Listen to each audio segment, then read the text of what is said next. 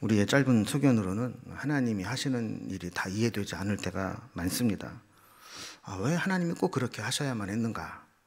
아무리 생각해도 어떨 때는 좀 지나친 것 같기도 하고 하나님이 좀 너무한 것 같다 싶은 생각이 들 때도 있습니다. 성경에도 그런 일들이 많이 나옵니다. 지금까지 우리가 살펴본 사도행전에 있는 초대교회는 성령이 충만하고 날마다 능력 있게 부흥하는 교회였습니다. 그런데 오늘 말씀에 보면 날벼락 같은 일이 일어납니다. 교회에 헌신된 부부가 3시간을 간격으로 나란히 죽게 된 것입니다. 남편이 먼저 죽고 3시간쯤 지난 후에 그의 아내도 똑같은 자리에서 죽임을 당합니다. 그래서 11절에 보면 온 교회와 이 일을 듣는 사람들이 다 크게 두려워했다 그럽니다. 여러분, 우리가 예수를 믿고 또 헌신하고 충성하고 봉사하고 하면 복을 받아야 마땅하다라고 생각합니다. 남들보다 더 많은 헌신을 하게 되면 무병장수하고 만사형통해야 될 것 같은데, 오늘 본문에 보면 오히려 하나님 앞에 귀한 헌금을 드리고 충성했던 두 부부가 갑자기 죽임을 당하게 됩니다. 여러분, 우리가 이제 성경에서 이 사건을 보니까 그런 일이 있었구나 그러지만, 만약에 여러분 우리 교회에서 이런 일이 일어났다 그러면 얼마나 큰 충격이었겠어요? 우리 교회에 어떤 부부가 있는데 아주 열심히 충성하고 봉사하고 헌금도 많이 했는데 어느 날 헌금한 거를 보더니만 이거 제대로 한 거 아닌 것 같은데, 그랬더니 그 자리에서 막 혼이 나가서 죽어버리고, 그의 아내에게도 제대로 헌금한 거 맞냐 그랬더니 맞다고 그랬는데, 또 왜 성령을 속이느냐 그랬더니 또 그 자리에서 같이 죽었고. 여러분, 교회에서 이렇게 이런 일이 만약에 일어났다면 얼마나 크고 두려운 일이겠어요? 충격적인 일이고, 이거 우리가 신앙생활을 계속 해야 되나 하는 회의가 드는 사람도 분명히 있을 겁니다. 그런데 오늘 본문에 보면 12절 이후에 보면 이 사건이 있은 후에 교회는 다시 성령의 능력에 사로잡히게 된 것을 보게 됩니다. 충격적인 사고로 두려움에 빠진 위기 상황이 다시 부흥의 기회가 되었던 것이죠. 그렇다면 오늘 이 본문을 통해서 초대교회에 도대체 어떤 일들이 일어나고 있었는지 한번 살펴보도록 하겠습니다. 우리가 오늘 본문을 이해하기 위해서는 사도행전 전체적인 그 맥락 속에서 오늘 본문을 볼 필요가 있습니다. 오순절날 성령 강림 이후에 성령 받은 사람들이 교회가 되었습니다. 성령 받은 사람들이 막 뛰쳐나가서 복음을 전하고 사람들이 모이게 되었습니다. 자, 그리고 그곳에서 많은 놀라운 일들이 일어나게 되었죠. 말씀의 역사가 있고 기도가 충만해지고 기적이 일어나고 성도들이 서로 자기의 물건을 자기 거라고 여기지 않고 다 통용해서 쓰는, 세상에서는 일어날 수 없는 아름다운 공동체를 이루어가고 있었습니다.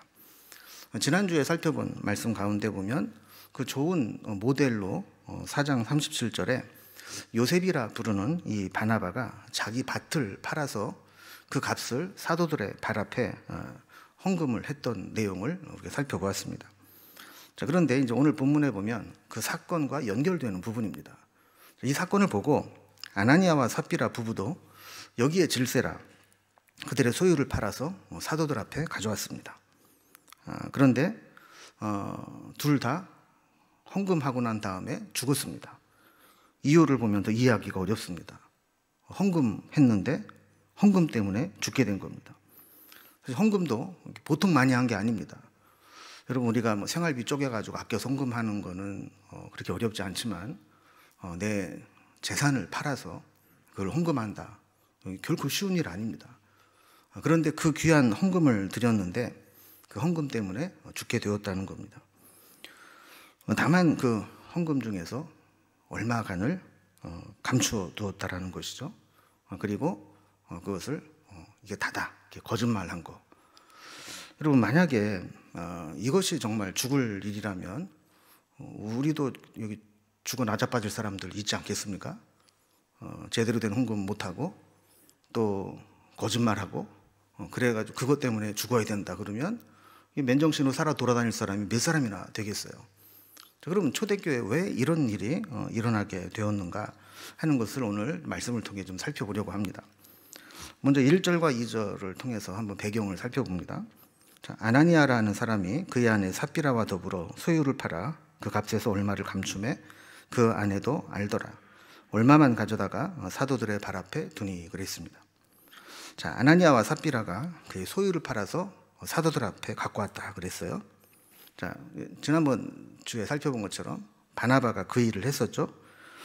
그런데 이 아나니아와 삽비라도 그것처럼 한 겁니다. 근데 그 값에서 얼마를 감추어 두고 가져왔다 그럽니다. 그러니까 이 바나바는 정말 순전한 마음으로 성령의 감동으로 자발적으로 전적인 헌신을 한 것이라면, 이 아나니아와 삽비라는 바나바를 보면서 질투심으로, 경쟁심으로 사람에게 보이기 위해서 뭔가 체면치레를 위해서 헌금을 하려고 했다라는 것입니다. 여기서 주목해 볼 것은 그의 아내도 알더라 라는 말입니다. 자, 그의 아내도 알더라. 이 말은 공동 번역에 보면 의논한 끝에, 또 원래 의미는 아내의 동의하에, 이런 뜻입니다. 그러니까 이 모든 과정이 아나니아가 혼자 한 게 아니고 그의 아내 삽비라와 함께 의논하고 아내의 동의하에서 일이 이루어졌다라는 겁니다.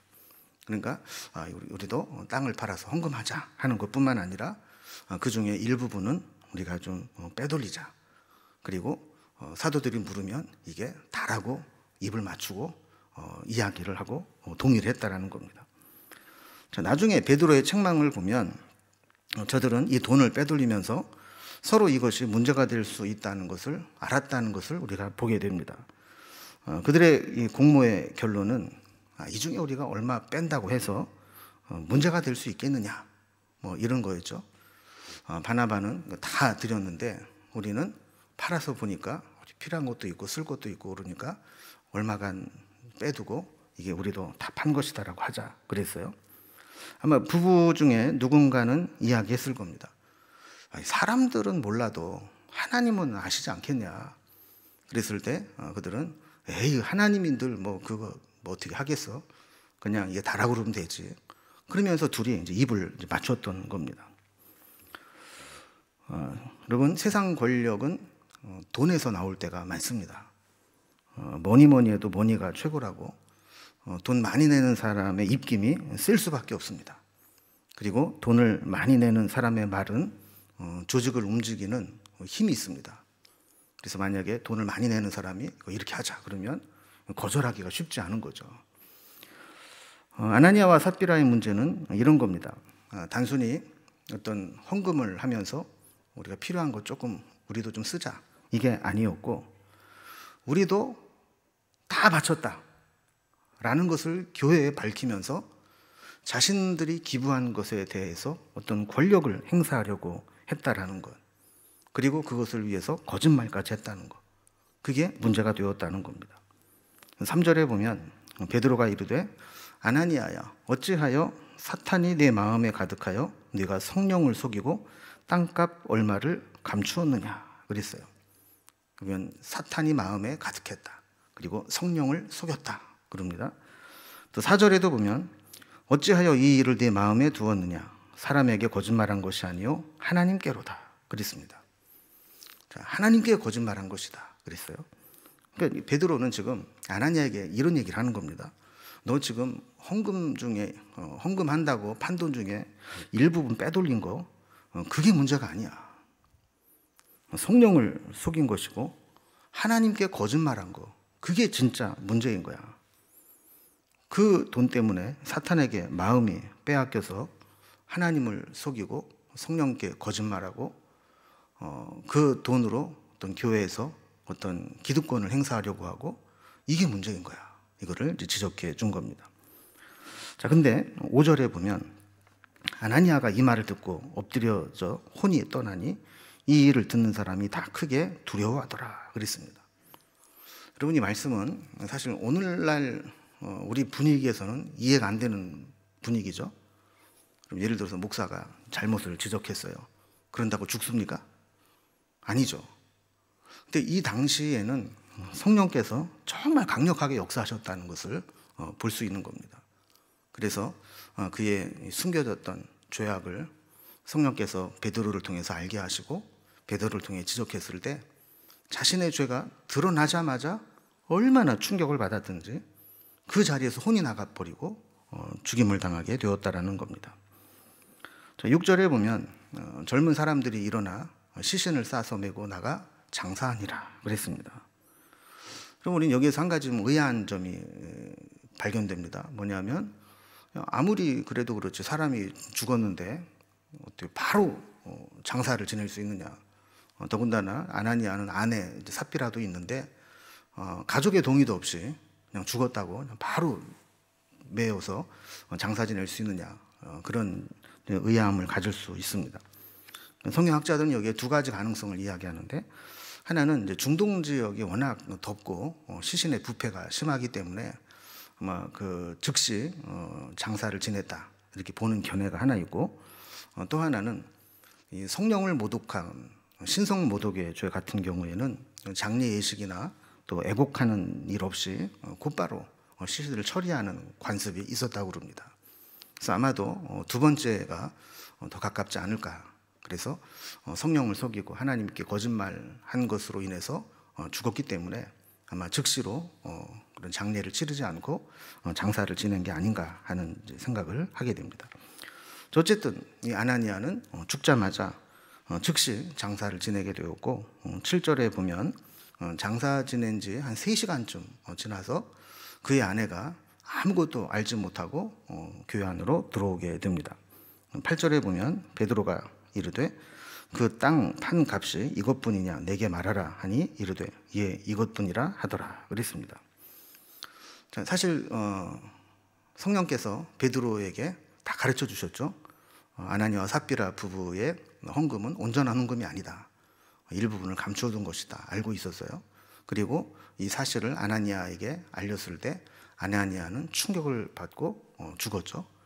근데 삽비라에게 또 똑같은 질문을 하는 이유는 사실 확인을 위한 질문이 아니고 회개할 기회를 주기 위한 질문이었습니다. 보통 이제 선생님이나 또 부모님들이 어린 아이들을 이렇게 혼내고 꾸중할 때 보면 너 이거 했어 안 했어? 이렇게 물어보는 것은 사실 확인을 위한 것이기도 하지만 잘못했다고 인정하고 잘못을 빌기를 원하는 거죠. 지금 베드로도 마찬가지입니다. 삽비라에게 이것이 전부냐 그랬을 때 질문한 것은 진짜 전부인지 몇 퍼센트를 가르쳤는지 이 사실 확인이 중요한 게 아니고 그에게 잘못을 인정하고 회개할 수 있는 기회를 주기 위함이었습니다. 그런데 삽비라 역시 남편과 입을 맞춘 게 있어서 그런지 예 이것뿐입니다 라고 대답을 했어요. 자, 9절에 보면 베드로가 이르되 너희가 어찌 함께 꾀하여 주의 영을 시험하려 하느냐 보라 내 남편을 장사하고 오는 사람들의 발이 문 앞에 이르렀으니 또 너를 메어 내가리라 하니 그랬습니다. 그러니까 베드로가 아나니아에게 한 이야기를 보면 말의 단어는 좀 다르지만 사실은 똑같은 내용입니다. 너희가 어찌하여 함께 꾀하여 주의 영을 시험하려 하느냐. 그러니까 이 말은 성령을 속이고 하나님께 거짓말한 것이다. 지금 이 이야기를 하고 있는 거죠. 성령을 시험하고 속인 결과로 남편도 지금 죽임을 당하고 장사 지낸 사람들이 막 들어오는데 어쩌자고 너도 똑같이 또 입을 맞춰서 거짓말을 하고 똑같이 죽으려고 하느냐. 지금 이렇게 책망을 하는 겁니다. 여러분 이 일이 일어나니까 이 교회와 이 소식을 듣는 사람들이 큰 두려움에 빠졌습니다. 아까도 말씀을 드린 것처럼 어떤 성경책에 나오는 사건이 아니라 만약 우리 공동체에서 실제로 일어난 사건이라면 이거는 엄청나게 충격적인 사건이고 모든 사람들이 두려워할 만한 사건이죠. 여러분 이런 일이 있으면 여러분 헌금할 때마다 손이 떨리겠어요? 안 떨리겠어요? 손이 막 발발발발 떨릴 거예요. 야 이거 헌금 이거 잘못하면 큰일 나는데 이러면서 모든 사람들이 두려움에 빠지게 된 겁니다. 자 그런데 이 두려움이라고 하는 것이 어떤 면에서 보면 긍정적으로 작용을 하기도 합니다. 여러분 우리의 신앙의 회복은 하나님을 두려워하는 마음의 회복으로부터 시작됩니다. 하나님을 두려워하지 않는 사람은 하나님도 두려워하지 않는 이 세상에서 그 어떤 것도 겁낼 것이 없는 대단한 사람이라는 말이 아닙니다. 하나님을 두려워하지 않는다는 것은 하나님만 두려워할 줄 모르고 하나님 이외에 이 세상의 모든 것들을 두려워할 수밖에 없는 연약한 존재라는 것을 역설적으로 말하는 겁니다. 그래서 하나님 앞에 선 것처럼 이 거룩한 두려움을 가지고 사는 사람은 하나님 이외에 그 어떤 것도 두려워하지 않습니다. 그러나 하나님을 두려워하지 않는 사람은 이 세상 모든 것이 두려움의 대상이 되는 것이죠. 여러분, 하나님을 두려워하는 마음이 회복되는 것이 축복입니다. 그래서 오늘 본문은 전반부는 이런 사건을 통해서 큰 위기 상황 가운데 두려움으로 끝나지만 또 후반부는 이 두려움이 오히려 전화위복이 되어서 부흥의 기회가 되는 것으로 나타나게 됩니다. 그래서 이제 뒤에 뒷부분 12절 이하를 보면 11절까지와는 전혀 다른 분위기가 연출됩니다. 12절과 13절을 보면은요, 사도들의 손을 통하여 민간의 표적과 기사가 많이 일어나며 믿는 사람이 다 마음을 같이하여 솔로몬 행각에 모이고 그 나머지는 감히 그들과 상종하는 사람이 없으나 백성이 칭송하더라 그랬습니다. 자, 첫 번째 어떤 일이 일어났습니까? 사도들에 의해서 표적과 기사가 많이 일어났다 그래요. 여러분, 이거는 사도들이 사내들인 공회에 붙잡혀 가서 신문을 받고 석방대에 나와서 교회 공동체에서 함께 기도한 제목 중에 하나였습니다. 그래서 4장 30절에 보면 그들이 기도한 내용 중에 이런 내용이 있습니다. 손을 내밀어 병을 낫게 하옵시고 표적과 기사가 거룩한 종 예수의 이름으로 이루어지게 하옵소서 하더라. 그들이 전도를 위해서 손을 내밀을 때 병이 낫는 역사가 나타나고 표적과 기사가 거룩한 종 예수의 이름으로 이루어지게 해달라 하는 기도를 드렸어요. 그런데 오늘 본문에 보면 그 일이 실제로 나타나게 되었다라는 겁니다. 여러분, 사실 기적이 일어날 상황이 안 생기는 게 축복이고 은혜입니다. 그렇지 않습니까? 여러분, 날마다 기적을 체험하고 싶으세요? 아니면 기적이 없어도 살 수 있는 삶을 원하세요? 맨날 교통사고 나가지고 죽을 뻔하다 살아나는 걸 원하세요? 아니면 교통사고 안 나고 안전하게 사는 걸 원하세요? 그러면 어떤 면에서 보면 기적이 필요 없는 삶이 가장 큰 축복이고 은혜입니다. 그런데 때로는 기적 같은 상황이 필요할 때가 있습니다. 그럴 때는 하나님이 하시는 일이 일어나도록 기적과 표적이 나타나야 합니다. 그래서 우리의 삶 가운데 하나님이 살아계심을, 하나님이 역사하심을, 하나님이 나를 붙들어주고 계심을 내가 확인할 수 있고 다른 사람들에게 증거할 수 있는 그러한 현상들이 나타나야 그것이 은혜가 될 수 있는 겁니다. 자, 이렇게 기적과 표적이 막 나타나니까 두 가지 현상이 나타났다 그래요. 하나는 이 솔로몬의 행각에 점점 더 많은 사람들이 모이게 되었다라는 겁니다. 그럼 솔로몬의 행각은 뭐냐면 이 성전에 외벽이 있는데 이 외벽에 벽이 없이 지붕과 기둥으로만 돼 있는 행랑채를 얘기하는 겁니다. 여기는 이제 이방인의 뜰에 붙어 있어요. 그러니까 이방인의 뜰에 붙어 있으니까 모든 사람들이, 성전에 들어가는 모든 사람들이 통과해서 갈 수 있는 곳이죠. 그러니까 많은 사람들이 모이는 곳입니다. 그래서 유대인들, 여자들, 이방인들 다 모일 수 있는 그것이 이제 솔로몬의 행각인데 여기에 사람들이 점점 모이게 되었다는 겁니다. 또 하나는 이 사도들로 인해서 감히 그들과 상종하는 사람이 없었다 그래요. 왜 상종하는 사람이 없었을까요? 두려움을 느끼기 때문에 그런 것이죠. 그를 통해서 기적이 나타나고 또 베드로가 이야기할 때 아나니아와 삽비라가 막 죽는 일이 일어나고 이러니까 함부로 가까이 하지 못하게 되었다는 겁니다. 여러분, 사실 진짜는 두려워하지 않습니다. 근데 가짜는 자기가 가짜인 것이 드러날까 봐 두렵습니다. 다 가짜끼리 섞여 있을 때는 괜찮아요. 근데 진짜가 있어서 진짜와 가짜를 분별하면 가짜는 두려워서 그 앞에 가지 못하는 겁니다. 사도들에게 성령의 역사가 나타나고 기적과 능력이 나타나니까 사람들이 그들에게 함께하지 못했다는 거예요. 그런데 13절 맨 끝에 보면 그들과 상종하는 사람이 없으나 백성이 칭송하더라 그랬어요. 그러니까 두려움 가운데 같이 어울리지는 못했지만 그들을 향한 칭찬은 하고 다녔다는 거예요. 그분들이 진짜라고, 진짜 그들을 통해 하나님이 역사하신다고 칭찬을 하게 되었다는 겁니다. 자, 그러면서 또 한 가지 이제 나타나는 특징은 14절 있는 말씀과 같이 믿고 주께로 나오는 자가 더 많아 남녀의 큰 무리가 되었다 그랬습니다. 그럼 처음에 저희 교회 장로님들이 저를 교회에 청빙하면서 저를 뭐라고 꼬셨냐면 우리 교회에서 나간 사람들만 다 데리고 와도 지금 우리 교인의 배가 됩니다. 그래서 잔뜩 기대를 하고 왔거든요. 그래서 뭐 리모델링 한 1년 열심히 하고 이제 뭔가 될라나 보다 했는데 이제 코로나가 탁 터지는 바람에 뭐 사실 모이지를 못하는 시간들이 많이 있지 않았습니까? 근데 어떻게 버티다 보니까 2년 넘게 버티고 이제 코로나도 이제 거의 끝물에 온 것 같아요.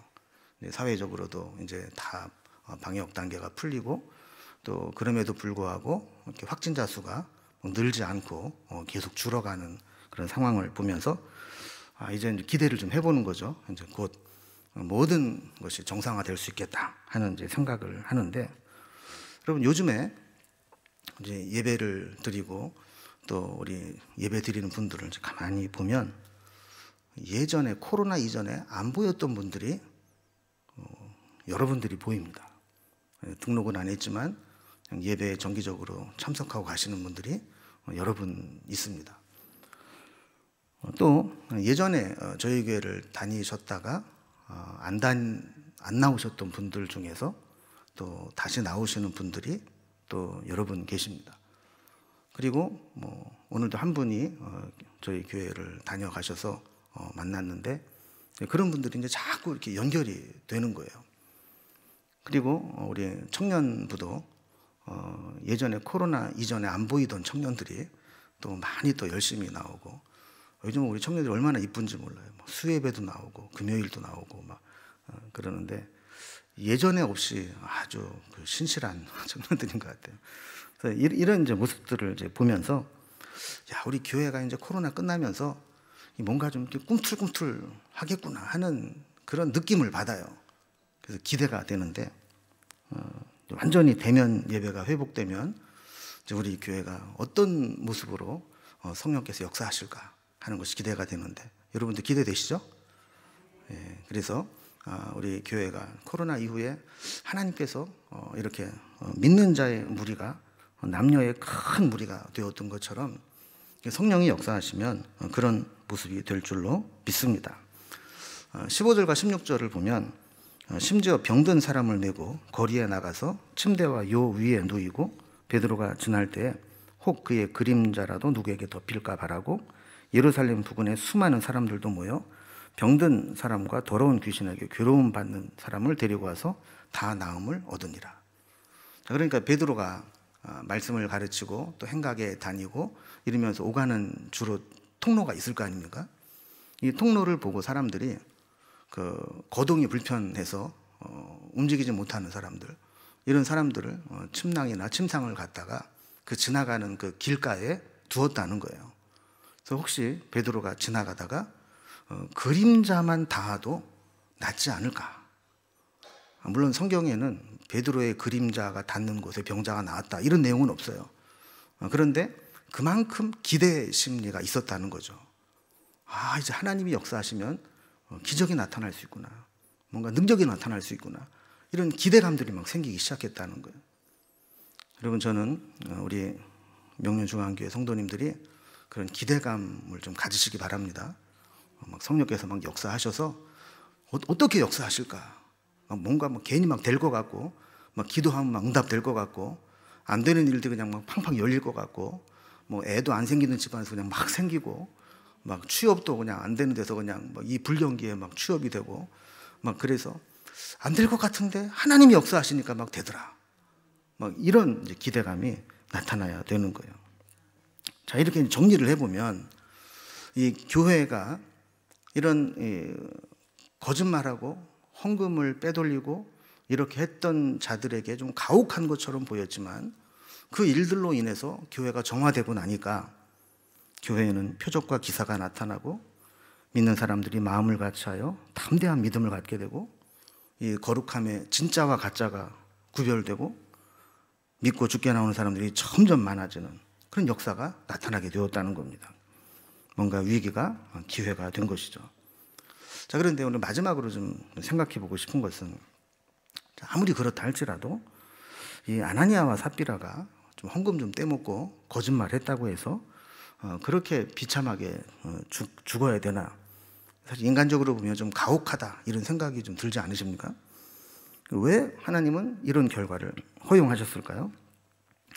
성령께서 조금 약하게 역사하셔서 죽게는 하지 말고 충격받아서 한 3박 4일 사경을 헤매다가 깨어나게 하시든가 뭐 그러면 좋을 것 같은데 왜 부부를 그 한날 3시간 차이로 같이 죽게 했는가 하는 그런 생각이 듭니다. 성경학자들은 아나니아와 삽비라 사건을 구약의 아간의 사건과 유사하게 봅니다. 그 이유를 몇 가지 살펴보면 먼저 이 사건은 교회가 시작하는 시작점에 발생한 사건이라는 겁니다. 아간은 이스라엘 백성들이 40년 동안 긴 광야 생활을 마치고 이제 가나안 땅으로 들어가서 새롭게 정착하려고 하는 첫 번째 전투에서 일어났어요. 방금 전 그 힘든 난공불락의 성 여리고성을 함락하고 승리감에 취해 있을 때입니다. 이제 막 가나안 땅에서 새로운 공동체를 만들어야 될 그런 시작점이 있었죠. 아나니아와 삽비라 사건은 어떻습니까? 이제 초대교회가 막 시작할 때입니다. 그리고 오순절 성령 강림 사건을 통해서 교회가 막 부흥하고 한번 집회할 때마다 5,000명씩 3,000명씩 믿는 자들의 수들이 막 늘어날 때입니다. 그러니까 이 두 사건의 공통점은 교회가 막 시작하려고 하는 그 시작점에서 엄청난 부흥과 승리를 경험한 직후에 일어난 사건이라는 공통점이 있습니다. 여러분, 초대교회는 막 자라나는 어린 순과 같습니다. 어린 순과 같이 막 시작하는 교회의 아나니아와 삽비라 사건은 교회의 거룩성과 순결성을 보호하기 위해 불가피한 조치였다. 이렇게 설명하는 사람이 있습니다. 자, 그러니까 아간이나 아나니아와 삽비라의 죄악은 만약에 그냥 묵인되고 지나가게 되면 누룩과 같이 금방 공동체에 번져서 교회 전체의 거룩함을 깨트릴 수 있었다라는 것이죠. 평상시 같으면 그렇게까지 안 해도 되는데 지금 시점이 그렇게 중요한 시점이었다라는 거예요. 자, 두 번째는 이 두 사건은 탐욕으로 물질을 빼돌린 사건이었다라는 겁니다. 아간은 여리고성의 노략한 물질 중에서 시날산의 외투 한 벌과 은 200세겔과 금덩어리 50세겔을 탐하여 취했습니다. 아간이 생각할 때는 그랬던 거죠. 어차피 전쟁통 난리통에 다 불타 없어질 것들인데 거기 돈 되는 거 조금 빼돌려서 필요할 때 요긴하게 쓰면 좋지 않겠나 이런 생각을 했던 겁니다. 또 아나니아와 삽비라도 마찬가지였죠. 내가 이거 재산 팔아서 바치는데 그 중에 일부분 이거 원래 내 거였는데 조금 내가 뒤로 좀 빼돌리면 안 되나 이런 생각을 했을 겁니다. 그들의 공통점은 뭐냐면 처음부터 의도적으로 계획적으로 그렇게 한 것은 아니었다라는 겁니다. 그러나 물질을 보고 탐욕이 생겨서 시험에 들었던 것이죠. 세 번째 이 공통점은 이 사건은 계시적 사건이고 어떤 대표적 사건이라는 겁니다. 쉽게 얘기하면 시범 케이스의 성격이 강하다라는 겁니다. 거짓말하고 욕심 부렸다고 다 죽게 된다. 이런 일반적인 원리를 얘기하는 게 아니라는 거예요. 그래서 니들도 헌금 제대로 안 하면 죽을 거야. 뭐 이런 걸 얘기하려고 하는 게 아니라는 것이죠. 지금 이 말씀은 어떤 문자적으로 적용할 내용이 아니고 이렇게 교회가 시작될 때 이 교회는 본질적으로 거룩해야 되고 순결해야 되고 정직해야 되고 처음부터 올바로 세워져야 된다라는 것을 우리에게 나타내기 위함이라는 겁니다. 자, 그러면서 이제 아나니아와 삽비라를 통해서 우리에게 준 교훈이 무엇일까를 한번 정리해보고 말씀을 마치려고 합니다. 자, 아나니아와 삽비라, 우리가 볼 때는 사실 이 정도 충성하는 사람도 많지 않습니다. 저는 뭐 집이 없어가지고 집을 바치고 싶어도 못 바치지만 집이 있으면 그거 바칠 수 있을까? 그런 생각을 가끔 해보거든요. 근데 그거 어려울 것 같아요. 근데 아나니아와 삽비라는 그걸 했단 말이죠. 그런데 뭔가 조금 어긋났어요. 그러면 우리는 안 그럴 수 있는가? 이 아나니아와 삽비라의 모습을 통해서 우리에게 주는 교훈을 한번 살펴보고자 합니다. 먼저 첫 번째는 우리는 누구도 이 죄에 이끌릴 수 있다는 경각심을 가질 필요가 있다는 겁니다. 나는 안 그래. 나는 괜찮아. 이렇게 말할 수 있는 사람이 없다라는 거예요. 여러분, 신앙생활을 이렇게 하다 보면 종종 깜짝 놀랄 때가 있습니다. 아주 신실하고 믿음이 좋은 분인데 불미스러운 문제를 일으켜서 공동체를 시험에 들게 하고 사람들에게 실족하게 하는 그런 경우가 종종 있습니다. 아주 오랫동안 교회를 잘 섬기셨던 분이고 또 교회를 충성스럽게 했던 분이고 또 시간과 물질을 바쳐서 헌신했던 분이고 때로는 그들 중에 목사도 있고 그런데 사고를 쳐가지고 깜짝 놀라게 하는 저 사람 저럴 사람 아닌 줄 알았는데 그렇게 무너지는 사람들이 있을 수 있다는 겁니다. 여러분, 우리가 아무리 많은 업적을 가지고 있다 할지라도 그것이 우리도 가룟 유다처럼 되지 말라는 보장은 없다라는 겁니다. 가룟 유다라고 처음부터 그랬겠습니까? 사탄이 그 마음속에 들어와서 역사하면 시험에 빠질 수밖에 없는 겁니다. 저는 늘 그런 생각을 하거든요. 제가 이나마 버틸 수 있는 거는 사탄이 나를 긍휼히 여겨서 나를 덜 흔들어서 이렇게 버티고 있는 거지. 사탄이 막 작정하고 나한테 달려들어가지고 나를 시험에 빠뜨리려고 하면 그러면 난들 버텨낼 수 있겠나, 이런 두려운 마음을 갖고 살거든요. 우리도 마찬가지입니다. 여러분이 다른 사람들보다 뭐 큰 죄 안 짓고 사는 거는 여러분들이 엄청 거룩해서 그런 게 아니에요. 여러분이 막 능력이 있어서 그런 거 아니에요. 사탄이 봐줘서 그런 거예요. 그냥 적당히 시험해서 그런 거지. 진짜 작정하고 흔들면 그럼 거기에서 버텨낼 사람이 얼마나 되겠나. 그래서 그런 마음으로 늘 겸손하게 자기 자신을 살펴야 된다는 겁니다. 두 번째는 아나니아와 삽비라의 잘못을 좀 살펴보겠는데, 어떤 책을 보니까 이 아나니아와 삽비라의 죄를 6가지로 분석을 해놨어요. 6가지의 죄들을 살펴보면 이게 태초부터 악질이 아니에요. 다 우리가 다 그 죄에 빠질 수 있는 그런 속성을 다 가지고 있는 거예요. 내면에 숨겨져 있는, 겉으로는 아주 신앙생활 잘하는 것처럼 보이지만 내면에 늘 그런 약점을 가지고 있는 그런 죄의 모습들입니다. 첫째는 성도들의 마음속에서 역사하는 죄였다는 겁니다.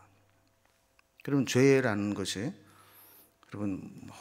교회에는 죄가 없고 교회 바깥에만 막 악질들이 죄를 짓고 이런 게 아닙니다.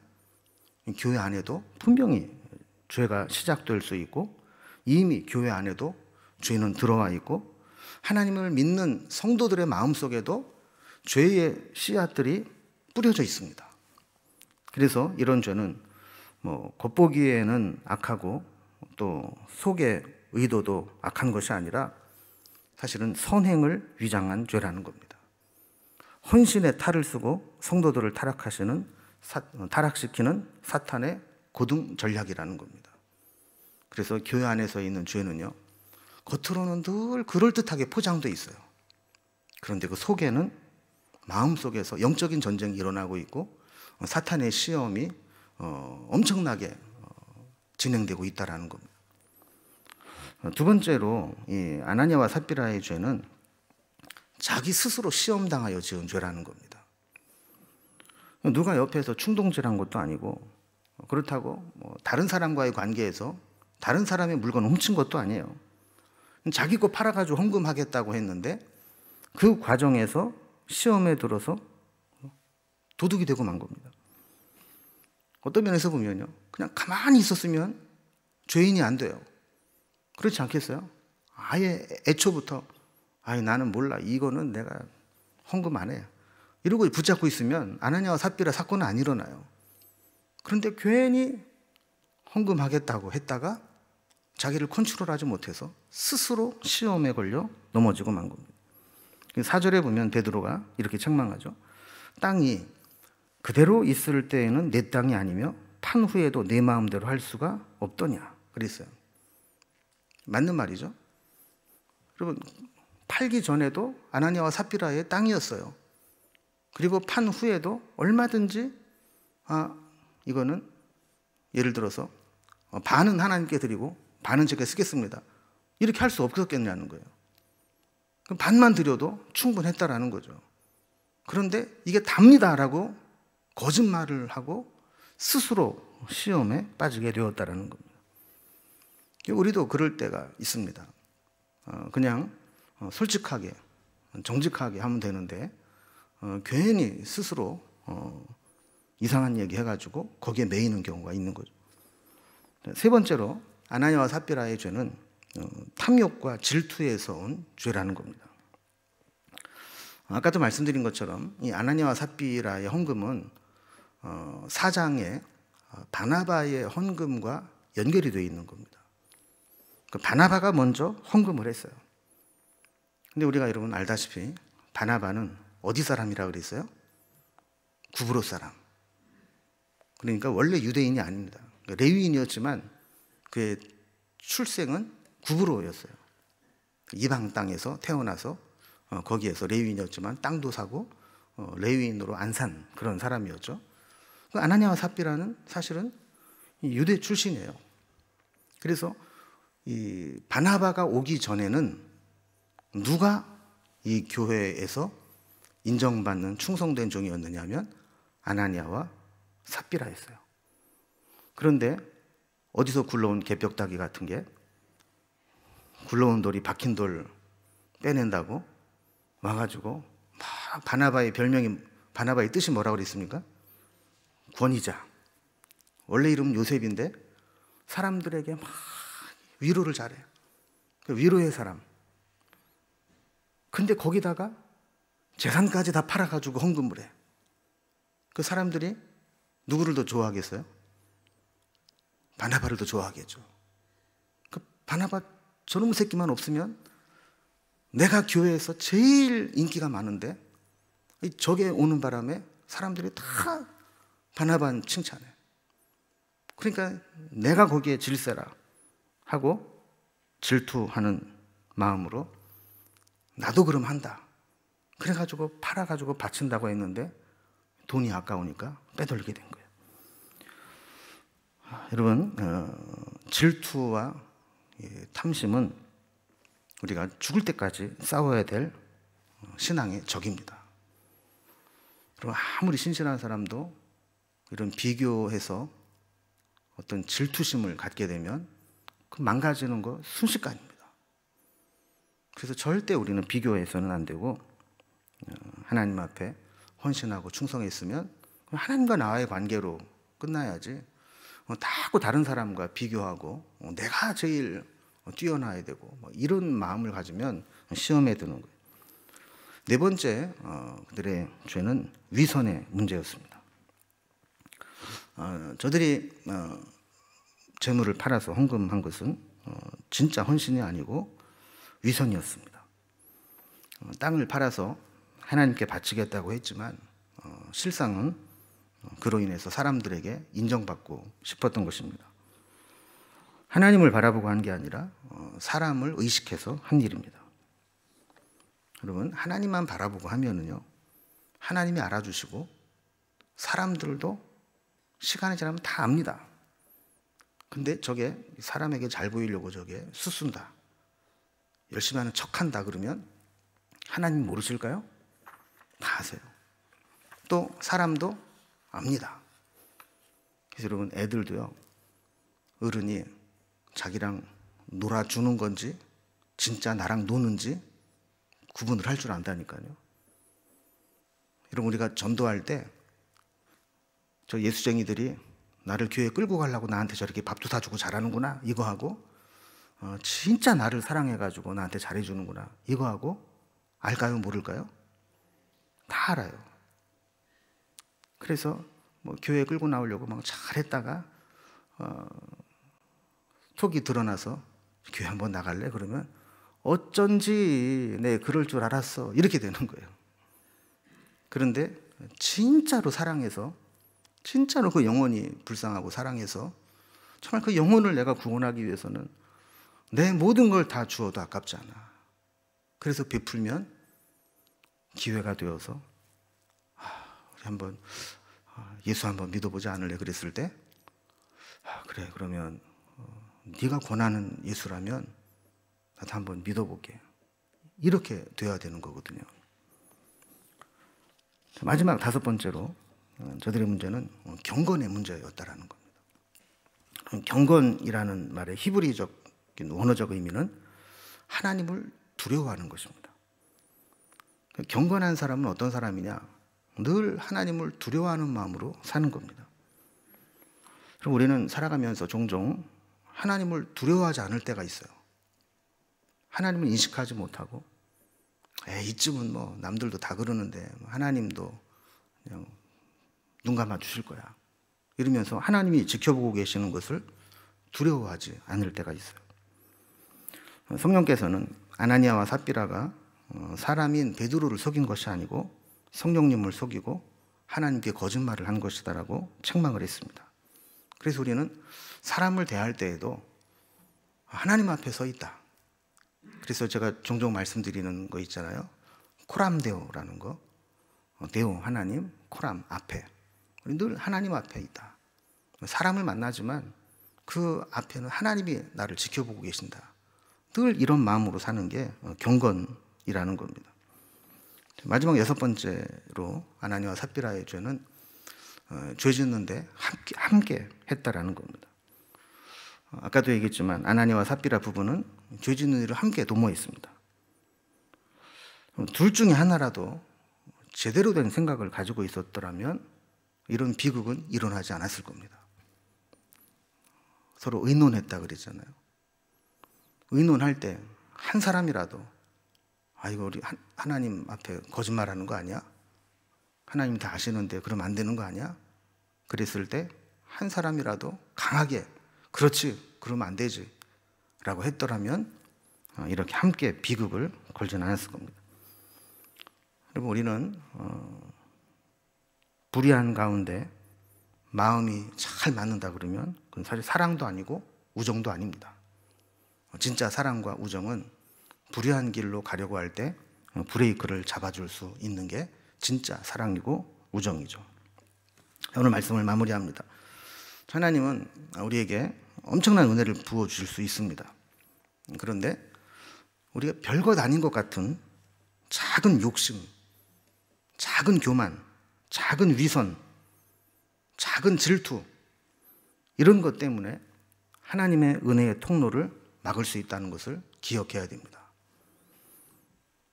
그러나 우리가 또 위기가 닥쳐오더라도 그 위기를 통해서 우리가 더 거룩해지고 우리의 잘못된 부분들을 해결할 수만 있다면 다시 부흥의 기회가 될 수 있다는 겁니다. 초대교회에 그런 위기가 변해서 기회가 된 것처럼 우리의 신앙에도 또 우리 교회 공동체에도 위기가 변하여 기회가 되는 은혜가 있기를 주님의 이름으로 기원합니다. 기도하겠습니다.